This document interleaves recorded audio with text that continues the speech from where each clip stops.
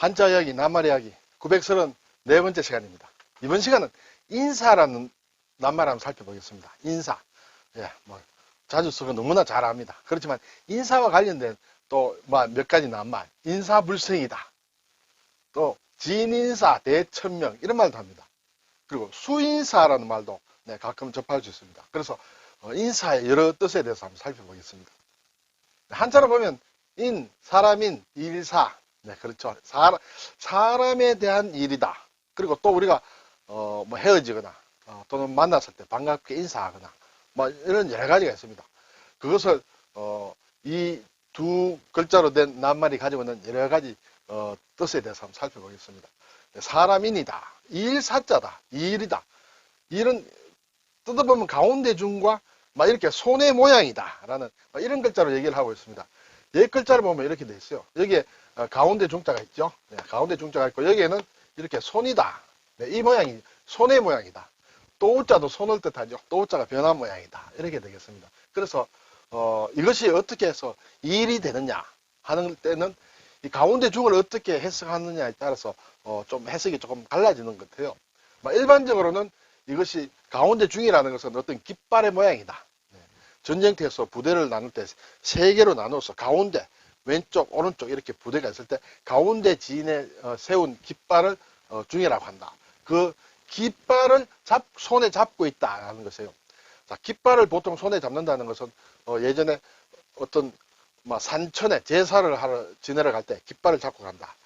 그것은 예전에 제사라는 것은 상당히 가장 아주 중요한 일이 되겠죠. 그래서 일이다. 이렇게 생각하는 사람도 있고 또 여러 가지로 생각들을 하고 있습니다. 사실은. 오늘은 다 설명은 드리지는 않겠습니다. 그 비슷하게 관련된 글자로는 역사사 이렇게 보기도 합니다. 이때 중은 가운데란 말이에요. 그리고 아랫부분도 손을 뜻하는데 손으로 붓을 잡고 중립적인 마음으로 이렇게 글을 쓰는 것. 그것이 역사를 쓰는 마음이다. 그래서 역사다. 이렇게 얘기도 하고 있습니다. 자, 그러면 이제 사전에서 인사를 보니 쉽습니다. 우리가 대략 다 알고 있는 얘기인데 마주 대하거나 헤어질 때 예를 표시한다. 만났다가 헤어질 때 인사를 나누고 가죠. 그때 인사라고 한다. 헤어질 때뿐만 아니라 처음 만났을 때도 인사를 많이 하죠. 처음 만나는 사람끼리 서로 이름을 통하여 자기를 소개한다. 내가 누구다. 처음 만났을 때. 물론 모르는 사람 만났을 때 이름을 얘기하죠.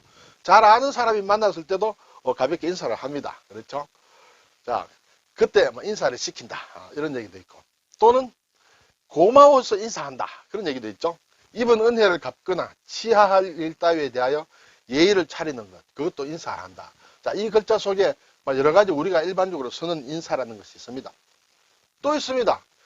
글자 그대로 사람의 일이다. 사람이 하고 있는 일은 전부 인사다. 그렇죠? 또는 사람으로서 마땅히 해야 될 일. 그것이 인사다. 그리고 회사에 가면 인사부가 있다. 인사 이동이 있다 할 때 쓰는 인사. 그것도 사람과 관련된 일이죠. 그래서 관리나 직원의 임용, 해임, 평가 따위와 관계되는 행정적인 것을 인사라고 한다. 또 글자 그대로 보면 인간 세상에서 벌어지는 일, 그것이 다 인사다. 이렇게 되겠죠. 자, 이렇게 이제 인사라는 말에 간단한 낱말이지만 여러 가지 뜻으로 이제 쓰이고 있다. 네, 그 중에서 또 하나 인사불성이다. 네, 사람과 관련됐는데 불성이다. 살펴보질 못한다. 이렇게 되겠죠. 살핀다는 것은 자세히 살펴보는 것을 얘기합니다. 살핀다는 것은 눈으로 살핀다. 그래서 눈목자가 들어가 있습니다. 잘 살피기 위해서는 이렇게 눈을 이렇게 작게 떠야 됩니다. 눈을 작게 뜨고 세심하게 본다. 그럴 수도 있고 또는 아주 작은 일까지 본다. 그런 의미에서 이 소자와 통하는 이 작은 소자가 들어갔다. 그렇게 되겠죠. 그런데 인사가 불성이다. 깨닫지 못한다. 이렇게 되겠어요. 사전을 보니 자기 몸에 벌어지는 일을 모를 만큼 정신을 잃었다. 우리가 흔히 얘기할 때 술을 많이 마시면 인사불성이 되었다 그러죠. 인사불성이 되도록 술을 마셨다. 지금 내가 상태가 어떤지 좀 깨닫지 못하고 있다. 자기 자신을 살펴보지 못한다. 그것이 인사불성이다. 그리고 술을 마시지 않았더라도, 술 취하지 않았더라도 사람으로서 예절을 차릴 줄 모른다. 그것도 인사불성이다. 무력에 환장하여 돈이 된다 하면 인사불성으로 덤벼든다. 이런 예문이 있었습니다. 이 인사불성은 우리가 흔히 혼수 상태에 빠졌다와 조금 비슷하게 쓸 수가 있습니다. 혼자는 저물다 뜻이에요. 날이 저물다. 해가 이제 산 밑으로 내려간다. 그리고 수는 잠이 들었다. 예, 그래서 의식을 잃고 인사불성이 되는 것을 혼수 상태라고 한다. 그렇죠? 혼수 상태에서 깨어난다. 뭐 이런 얘기도 하고 있습니다. 그리고 보면 진인사대천명이라는 말도 있죠. 진은 다 한다는 뜻이에요. 끝까지 한다. 다 할 진짜다. 예, 그래서 진력한다 하면 온 힘을 다해서 일을 하는 것을 진력한다. 온 힘을 다 바친다.